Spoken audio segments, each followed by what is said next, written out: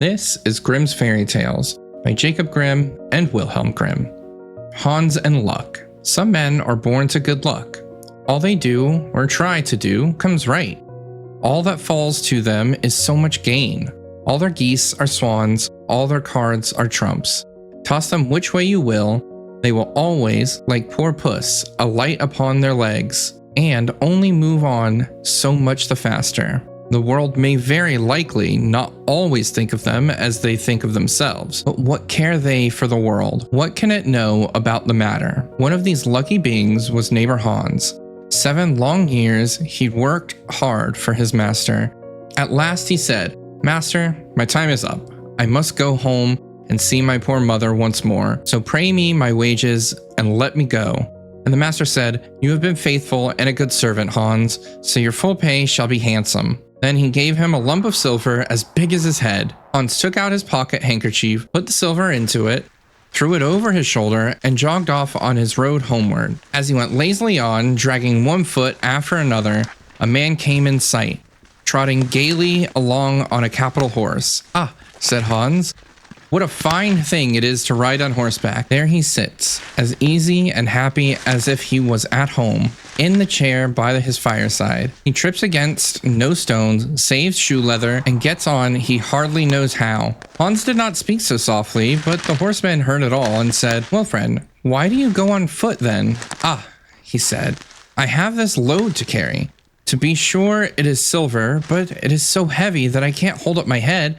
And you must know it hurts my shoulders sadly. What do you say of making an exchange?" said the horseman. "I will give you my horse, and you shall give me the silver, which will save you a great deal of trouble in carrying such a heavy load about with you." "With all my heart," said Hans, "but as you are so kind to me, I must tell you one thing. You will have a weary task to draw that silver about with you."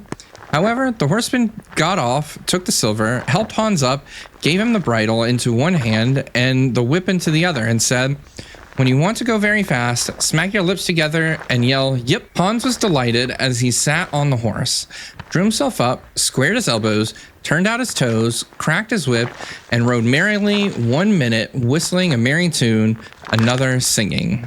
"No care and no sorrow, a fig for the morrow. We'll laugh and be merry, sing nay down derry." After a time, he thought he should go a little faster, so he smacked his lips and cried, "Yip!" Away went the horse full gallop, and before Hans knew what he was about, he was thrown off and lay on his back by the roadside. His horse would have ran off if a shepherd who was coming by driving a cow had not stopped. Hans soon came to himself and got upon his legs again, sadly vexed, and said to the shepherd, "This riding is no joke. When a man has the luck to get upon a beast like this that stumbles and flings him off as if it were to break his neck. However, I'm off now, once for all. I like your cow now a great deal better than this smart beast that played me this trick, and has spoiled my best coat, you see, in this puddle, which, by the by, smells not very like a nosegay. One can walk along at one's leisure behind that cow, keep good company, and have milk, butter, cheese every day into the bargain. What would I give you to have such prize?" "Well," said the shepherd, "if you are so fond of her, I will change my cow for your horse. I like to do good by my neighbors, even though I lose by it myself." "Done," said Hans. "What a noble heart that good man has," thought he. Then the shepherd jumped upon the horse, wished Hans and the cow good morning, and he rode away. Hans brushed his coat, wiped his face and hands, rested a while, and then drove off his cow quietly. "If I have only a piece of bread, and I certainly shall always be able to get that, I can, whenever I like, eat my butter and cheese with it. And when I am thirsty, I can milk my cow and drink the milk. And what can I wish for more?" When he came to an inn, he halted, ate up all his bread, and gave away his last penny for a glass of beer. When he had rested himself, he set off again, driving his cow towards his mother's village. But the heat grew greater as soon as noon came on, till at last, as he found himself on a wide heath that would take him more than an hour to cross, he began to be so hot and parched that his tongue clave to the roof of his mouth.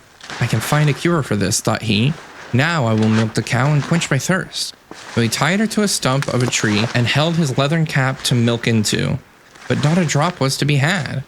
Who would have thought this cow, which was to bring him milk and butter and cheese, was all that time utterly dry? Hans had not thought of looking into that.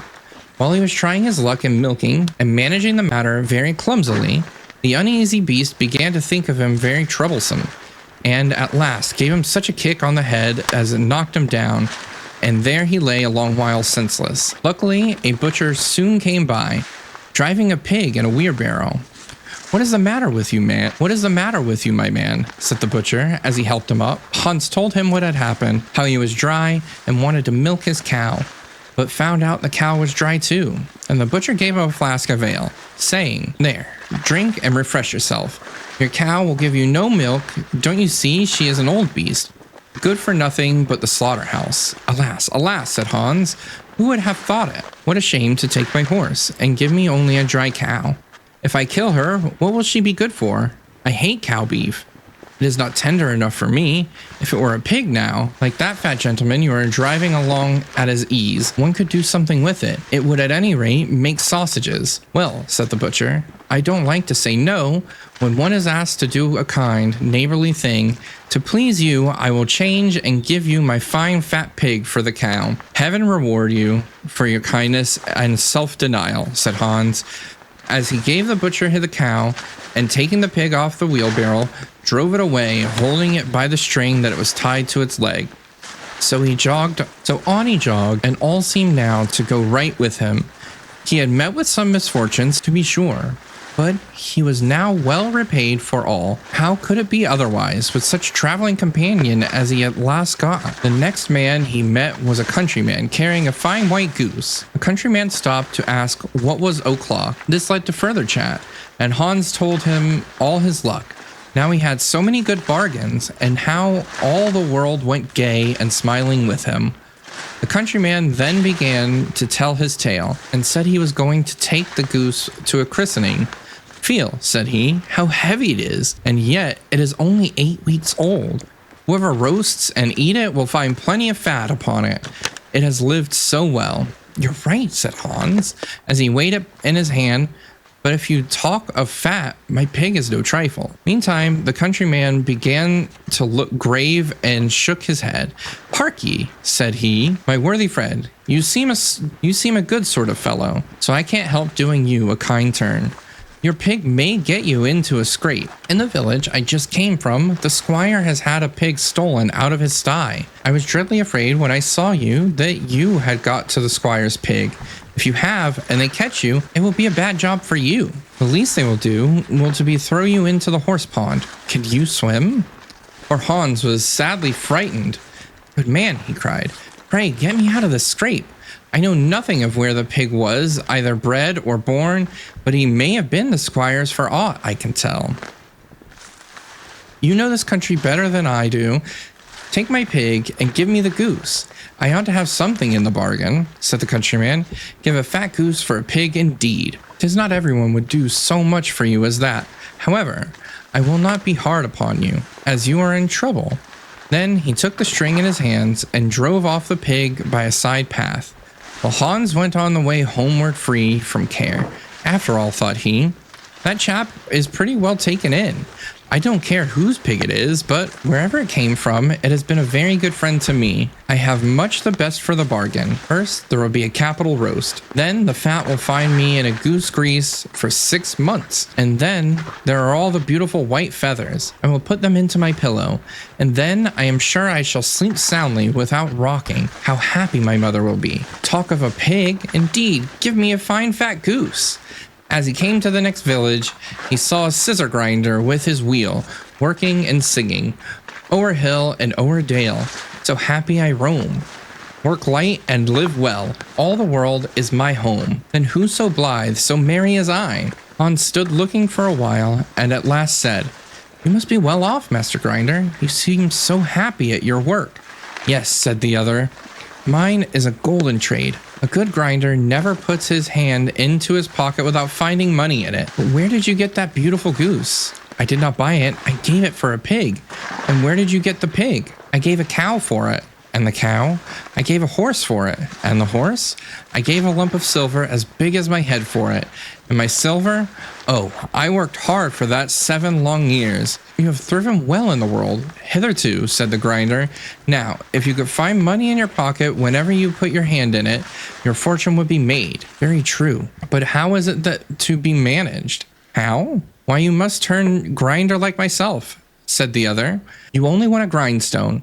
The rest will come of itself. Here is one that is but little worse for wear. I should not ask more than the value of the goose for it. Will you buy? How can you ask? Said Hans. I should be the happiest man in the world if I could have money whenever I put my hand in my pocket. What would I want more? There's the goose. Now, said the grinder, as he gave a common rough stone that lay by his side, this is a most capital stone. This is a most capital stone. Do but work it well enough, and you can make an old nail cut with it. Hans took the stone and went his way with a light heart. His eyes sparkled for joy, and he said to himself, surely I must have been born in a lucky hour. Everything I could want or wish for comes of itself. People are so kind.